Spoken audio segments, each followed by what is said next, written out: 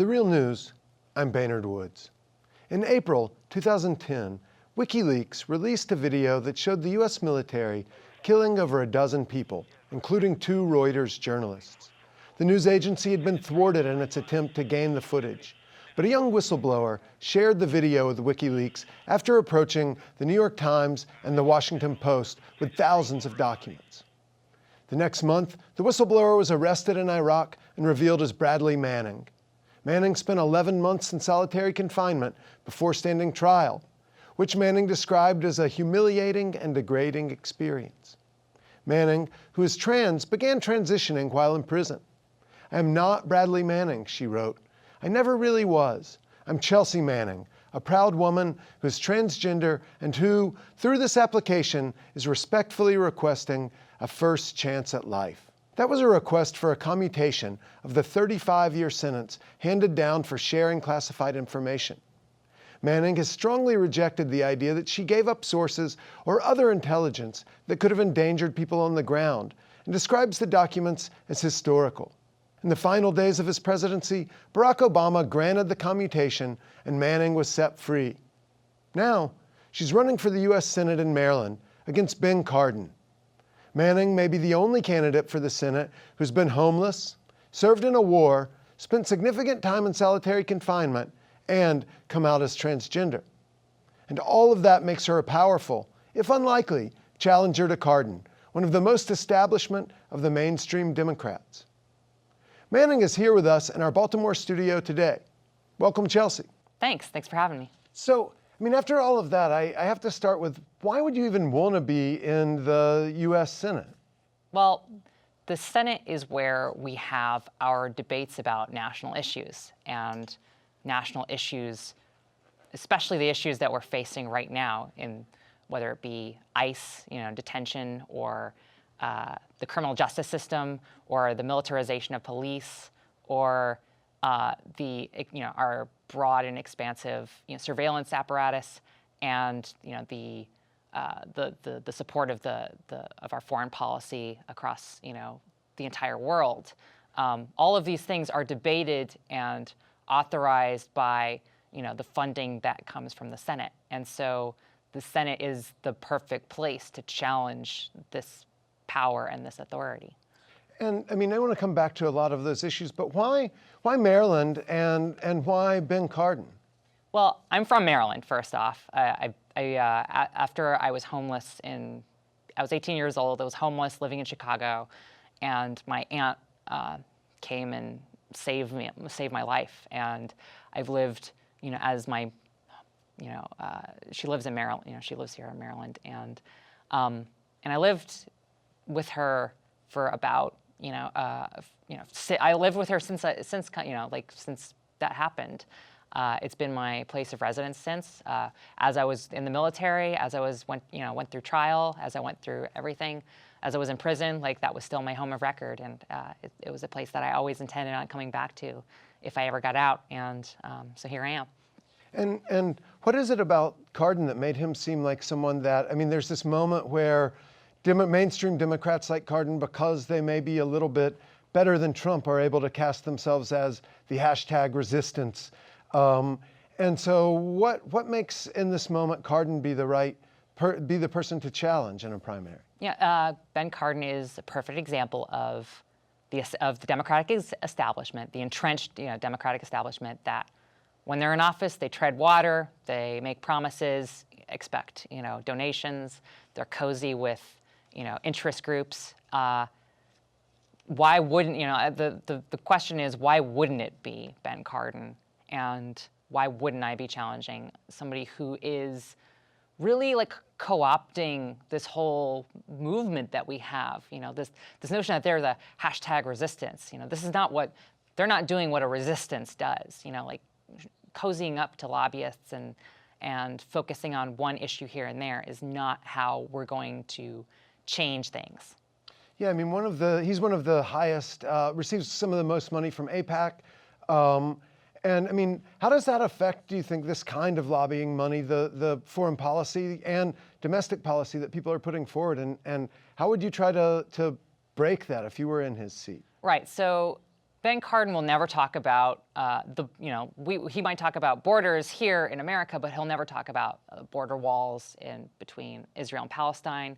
He'll never talk about healthcare, like being a single payer. He'll never talk about single payer healthcare because his primary funders are from the health insurance industry. Like, he is bought and sold, and most of the Democratic Party are bought and sold. Which is one of the reasons why I don't accept money from lobbyists. I don't talk to lobbyists. I don't talk to interest groups except for people on the ground, activists and organizers in the community. And I mean, you were just talking about your experience being homeless when you were young, and you've dealt with transitioning in a military facility and being trans. And here in Baltimore and in Maryland, we have a lot of large homeless population, and a lot of the people who end up homeless are queer kids or trans kids. And yeah. What could you do to try to help change the lives of those people here in Maryland from the U.S. Senate? We have no advocate, and we're struggling so much as a community, and we have no advocate. The only people that the Democratic establishment are comfortable with are people that fit within their criteria of what a trans person, an ideal trans person, should be. And if you don't fit within this criteria, then you're somehow unworthy or ignored. And this is, we saw this with marriage equality in particular, where the gay, the establishment, co-opted the queer rights movement for a single issue, and then as soon as that issue, was through lobby, being through awareness and lobbying and through the court system, we finally made ground, we finally gained ground on one issue, but it left so many people in the queer community behind. Marriage equality doesn't address how a homeless queer kid from the Midwest, is going to survive on the East Coast, and or from that community getting kicked out of their home, or things that we have an enormous amount of very vulnerable people in the queer and trans community, and we have no advocate, or we have no voice. One of the ways in which trans community and so many others are vulnerable are to various forms of the surveillance state or the security state. Here, the Baltimore Police Department has had just got finished with a big corruption trial. But then we have ICE, and you've talked a lot about abolishing both BPD and ICE. And I wonder how you connect that to your experiences with the sort of larger apparatus as it operates outside of the U.S. Right. So, these are all the same system. They're different components of the same system. And vulnerable groups like queer and trans people, people of color, immigrants, we're all dealing with the same institutions and the same power structures in different ways. Whether it's the massive amount of surveillance that we see at both the local, state, and federal level, or policing gone, policing's gone crazy. In many, and I've been all over the country now, and in many places like here in Baltimore, you've got a militarized police force that's basically a domestic occupation. And I've been an occupier before. We have a military occupation force. We don't have a serve and protect force or anything like that. We have just this is counterinsurgency work happening in our own communities. And I mean, unlike so many Democrats, you're not for reforming the police or having a better police department. What do you propose instead? We don't need more or better police. We need to push back against the police state. They always want more. We have the largest, we have the largest prison population in the world. We have the largest military in the world. We have the largest surveillance apparatus in the world. We have the largest, we have the largest number of police officers in the world. And yet we still always are asking for more. And the Democratic approach is not to push back and say, no, this enough is enough. It's the approach that the party has repeatedly taken is to make it somehow more inclusive, to add a sort of administrative gloss to the process. and this focus on law and process whenever it's these systemic problems and this abuse of power that is permeating our society that needs to be addressed, Right, the body cams were the answer to police killing unarmed black men, when that just creates a constant surveillance that the only people have control over are police being able to turn off the microphones or turn them off. Right. Seems like a strange solution. And I mean, as someone who dealt with that kind of material on a different level, do you support body cams, or is that something that's just an insane thing for citizens to be calling for? I mean, we should be. I call for people to be taking their own camera footage of cops. Any encounter with the police, should be recorded, but it should be recorded by you, not necessarily them, because those body cams are not there to protect you; they're there to protect them. So I am skeptical of that, especially because I look at Axon, which is now the body cam industry has a very significant it went from tasers to body cams. So this industry obviously has an enormous amount of power, and I'm wondering what their intention actually is with this with this equipment and with this technology. If someone who's looking through that, given your the lessons you've learned from your experience, what is there something that whistleblowers who are dealing with Axon material or could be doing with that right now? I mean, it depends. I'm not in a position to say, it's only the people who are in the positions to be able to do this can say. What I can do now as a public figure is address these issues publicly and, let people know that, these problems exist, and also be a voice and an advocate for people who are aware of the problems within the system. One of the advantages that I would have in the Senate is that people in government would be able to come to me, and I've been through the system. They will have an advocate. I will do everything to protect somebody who comes to me. And I mean, you brought the material that you had to WikiLeaks because the Post and the Times didn't have a safe way to deal with it, and a tremendous amount has changed in that regard since then.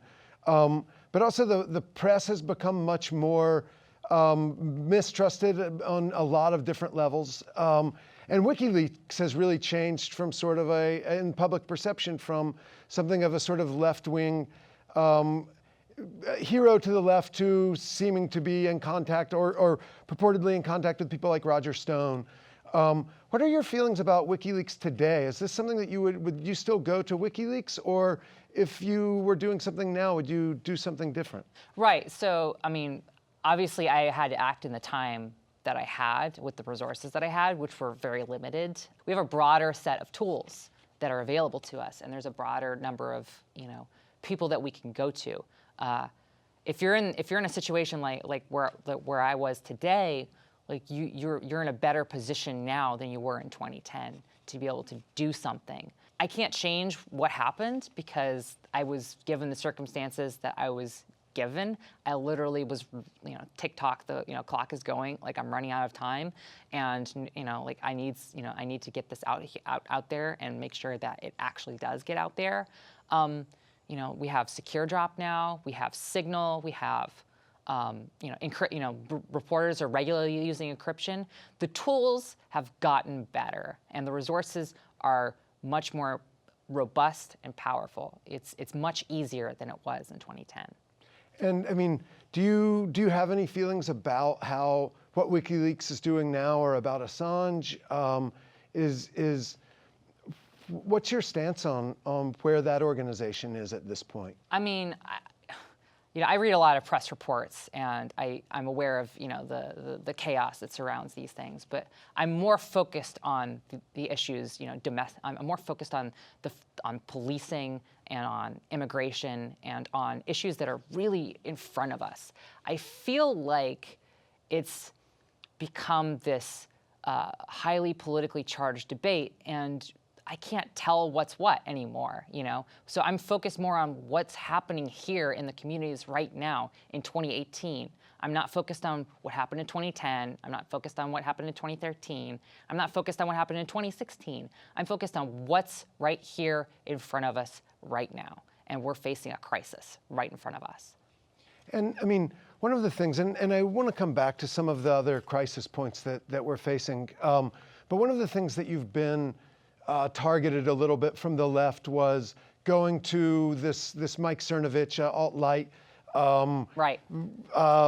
guerrilla mindset, sort of internet troll guy's party, and with Cassandra Fairbanks, another person who had gone from the left sort of the right. What's up with that? What would you say to the people on the left who are really questioning that decision to go there? Yeah, well, I mean, it was a questionable decision. I was doing work with a number of activists. I'm not going to specify a lot of details about it, but we identified Cassandra as somebody who was receptive to some form of communication. We did this was around the time of the Milo. I protested against Milo and Cernovich in September 2017, and we identified her, and I just started to approach and start talking, and I just learned an enormous amount of information.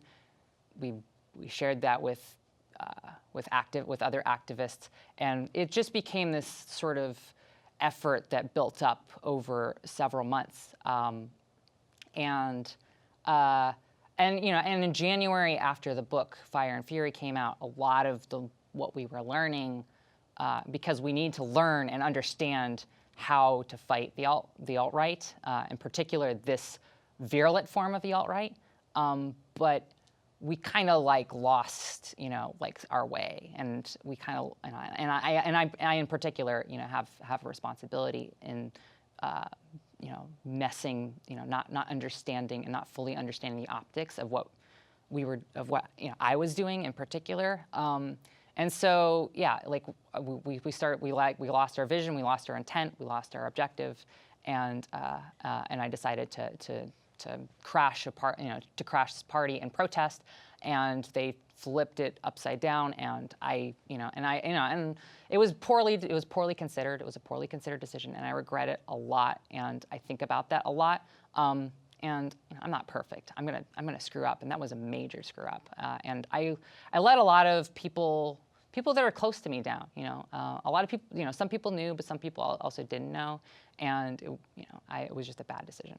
And I mean, on the other side of that, you've been a supporter of the anti-fascist movement and of the J20, the people who were arrested on Trump's inauguration day. And that seems particularly interesting because it's one of the most recorded events possible. I mean, they've had a police detective who spent a year just going over all of this footage, trying to identify the faces of anyone who was there. And one of the charges against them is covering their faces, trying not only to protect themselves from tear gas and other types of weapons, but also from the kind of surveillance state, from becoming part of this big database. What can you say about your interest in involvement in the anti-fascist movement, and in that case in particular? There's nothing nefarious about showing up to a protest. There's nothing nefarious about protecting your identity. There's nothing nefarious about putting on a mask. There's nothing nefarious about wearing black.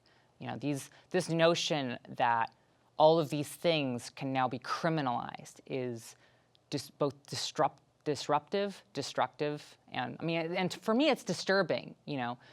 This is not, the fact that we have to go to these lengths now in order to protect ourselves at a protest should be more worrying than the fact that that these protest tactics are being used. That's what I find really disturbing, is the fact that and it's not just police surveillance. The alt-right and neo-Nazis and some really, really bad people, they video us, they take pictures of us, and they dox us, and it can be very disruptive, to our lives, and people are getting targeted, and they're going to jail, and now you have 59 people facing felony charges for showing up to a protest, or even just being around people that are going to a protest. We need to really, really support and be in solidarity with every single one of these protesters, and I'm there with them. Especially as a former defendant myself, I know how I know how these prosecutors work, and I know how this system works, and I'm there. I'm going to be there in solidarity and support, because we need to support, we need to support the J20 defendants. We need to support the defendants in the MSU trial from a few weeks ago. We need to be supporting each other and being in solidarity with each other. I mean, what could you do from the Senate to support those people and also to deal with this sort of alt-right neo-Nazi movement while still not relying on police? One of the criticisms at Charlottesville was, well, why weren't the police doing more? But that seems like a odd solution to that. How would you address the problem of, strange to have to ask the question, the problem of Nazis? Right. The saying is cops and Klan go hand in hand. That's a chant. But yeah, it's, we can't expect the police state, which, has been infiltrated by the alt-right and has been infiltrated by these groups. And we can't expect them to fix, we can't expect that, institutions can and do fail. And sometimes we can't ask them to fix themselves anymore. And also, the Senate, Democratic senators aren't paying attention to this. They're so focused on other things. They're not worried. They're not really paying attention to these issues. They don't understand it, and they would rather just ignore these problems. That was one of the things that made me make the mistake that I made, in January, was I really want to understand and take down. I want to know how to take these people down, because they need to be taken off of Twitter. They need to be deplatformed. They shouldn't be debating. We shouldn't be debating the horrible things that they say, in our public space. They need to be removed from that public space. And the police are not going to do that. We're going to have to do that ourselves. And I guess one more question on how, if you were to be in the Senate, how would you expect to be treated by other senators? And part of it would be getting a security clearance. Is that something that you would expect that your fellow senators would try? People have called you a traitor and all sorts of horrible things. How would you respond when you walked into that hall on the first day? How would you respond to all of those other people sitting there? The Senate rules deal with security. It depends on what committee you're on. So that's really an issue that's addressed. That's an issue that's addressed with the Senate. It's not a security clearance issue. It's a Senate rules issue. That said, we need somebody who's on the other side. We need somebody pushing back against the establishment, because they're constantly 70 to 80% of bills that go before Congress are not debated on. The reauthorization bills, they get passed without much discussion, and they keep reauthorizing these programs and these massive surveillance programs, these programs to expand ICE, these programs to expand prisons, and it just keeps getting bigger, and it's not debated, at all. In the Senate, you're placed in a position where you can say, "Hey, I want to debate this," and you have the ability to argue, you have the ability to debate, and you have the ability to filibuster. And I've been paying attention for many years to the Senate rules, and they're just not being used. They're not using the rules to debate in the way that that I would be able to bring to the table. I would make sure that those bills are debated upon and stopped. And as you're stopping them, how would you, to people in Maryland, where there are so many jobs come from this state apparatus here, and a lot of money flows from the federal government into Maryland in that way, is there a way you could divert that money so that it would still come into the state and actually be to the good of the majority of people rather than a small minority of people? Right. I support, I'm not in favor of the federal jobs guarantee. I support universal basic income. We shouldn't be making up jobs to just have jobs. And that leaves a lot of people, like stable people, people that don't have, that don't live in an area where jobs might be provided for them by the federal government. Like this notion that jobs should be, that we should always have jobs in an automated society is I think, going to be obsolete at some point, in the near future. And I think that we're in a transitional period. But I fully support universal basic income, and not having that be a replacement for health benefits or any of the other things that should be provided for. It should be it should be in support. It should be a part of a bigger program to help people live to help people live our lives and live better lives. Lives that aren't burdened by obsolete jobs. Well, we look really forward to following your campaign, hopefully there will be some debates with Cardin and the other candidates, and seeing if you're able to shake up this sort of entrenched system we have in the Senate. Chelsea Manning, thanks so much for joining us today. No, thank you. For The Real News, I'm Baynard Woods in Baltimore.